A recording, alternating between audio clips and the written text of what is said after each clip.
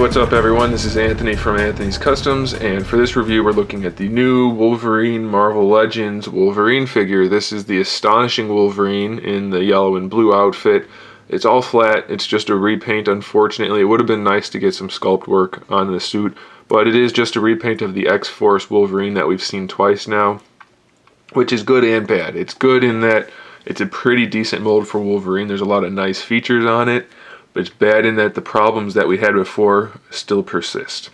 Okay, so he doesn't come with a Build-A-Figure or accessories. They gave him this base, but it's blue this time. I don't think we've gotten a colored one. I might just be spacing out here, but I thought they were all silver up to this point. So having a blue one, even if you're going to connect them, doesn't really make sense because he's the only one that came with a base, and as far as I remember, he's the only one with a blue base. So I don't really get that. Even if you love these bases, they should all match in color. So that's a bit odd. Let's get back to the figure. He stands, as all the other ones have, just over 6 inches tall. If you count his ear tips, if you lean him forward, they stick up a bit, maybe 6 1/4 inches. But either way, he's a little bit shorter than the other guys, so that's fitting.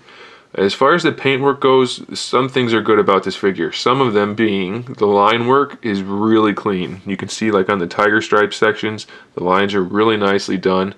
There's a little bit of wiggliness here and there, which I just made that word up by the way. You can use that. I won't charge a royalty. So the line work is really good in most places. It's certainly far better than the X-Force Wolverine. It looked like somebody just sneezed while they were painting him. So this guy looks much better in that regard. The problem is he's yellow, and the molded parts of yellow, like the chest and the legs, look great, obviously, because they're molded in yellow. Unfortunately, they didn't mold the head in yellow, which is silly. It should have been done. So the yellow up here looks horrible. It's all got black bleeding through it, and the line work is pretty shoddy.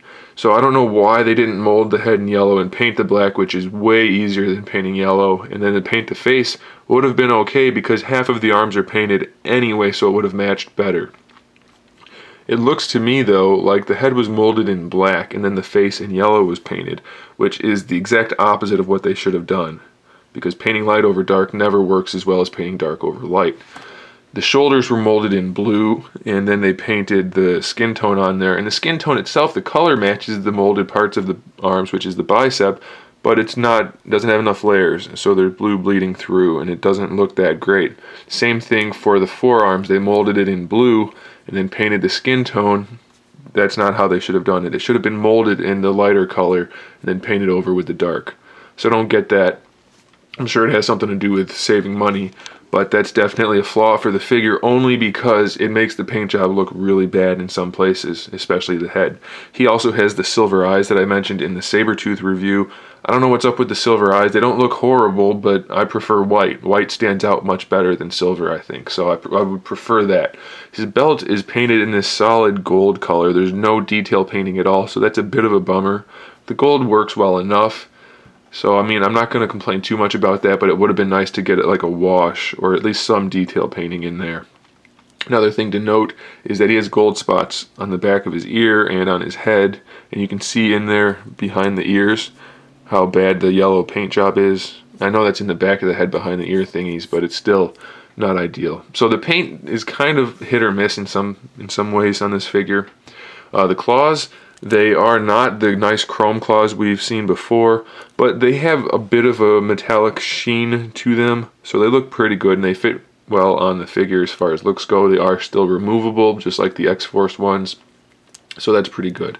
As far as articulation goes, the head can look up and down really well, side to side, no problem at all. I want to point out, I think I mentioned in the past that the head seemed like it was pinched maybe in the molding process. This one doesn't seem it, so maybe the other ones didn't either, or they fixed it, I don't know, but this head does look good as far as the sculpt goes.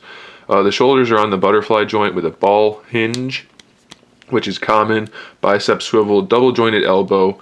Not as good of a range of motion as I would like out of a double joint, but it's still pretty good for the thicker arm, so I'm not going to complain about that. The wrist has a swivel and a pivot, so that's okay. One thing I might mention about the wrist though, and not so much on Wolverine, just in general, I would like to see some figures with the pivot going the other way so you can move the hand up and down this way instead of this way. It would help for posing, I think, a lot. And realistically, how often do you pose your figure with the hands bent like this? Maybe on Wolverine you'd bend the claws in a little bit like that, but I think you'd get a lot more posability out of the figure with a lateral pivot, if that's what you want to call it. I don't know. It's just something to think about, Hasbro, if you're listening. He does have the diaphragm joint. It lets him lean side to side, so that's always a bonus. The ab crunch ability of it is pretty good as well. So as far as diaphragm joints go, it was executed pretty well on this Wolverine figure, so that's nice. He also has the waist swivel, so that's another big bonus. Here's a problem. The hips are still wide jointed. So he does have the posability, but it really kills the look of the figure due to the, hey, calm down, buddy. You just knocked the backdrop over. Alright, so he does have the paintwork on the leg that doesn't line up as soon as you turn it, so that's a bit of a problem for me. T-joint is always better than Y-joint for posability and for sculpt and paint, so that's not ideal. Again, he has a swivel there, double jointed knees, he has a swivel at the top of the boot, and he has the new ankles with the pivot and the rocker, but his pivot is, could you stop please? Hey, stop. Alright, he's not going to stop. So the pivot is really limited due to the buckle on the shoe, so you can't bend the toe at all upward. It does go back a fair amount though, and it does have the rocker, so that's okay. Could have used a little paint on the buckles, but it's not a horrible problem. The last thing I want to mention on this guy, and I'm spending a little more time on Wolverine because he's a more iconic character, one that more people are probably going to pick up, so I want you guys to see what there is to see. The butterfly joint is not executed very well. The pivot part of it, it sits pretty far back in the torso, so there's a huge gap in the chest. You can see right through it.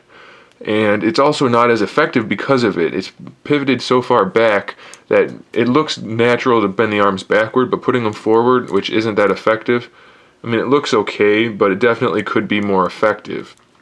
If you bring this part out just a little bit and move it forward just a little bit, you get much more range of motion out of that, and it wouldn't have the huge gap in the chest. So it's not ideal, but it does have the extra articulation, and it's not horribly ugly from any position other than from the side. So he's still definitely a good Wolverine figure. I do recommend him for sure, without a doubt, especially since he's the only yellow and blue Wolverine we've gotten in this mold so far. But there are a few issues to look out for if you're going to pick him up. There it is, guys. Thanks for watching. Stay tuned for more figure reviews, custom figures, and other good stuff. And in the meantime, keep collecting.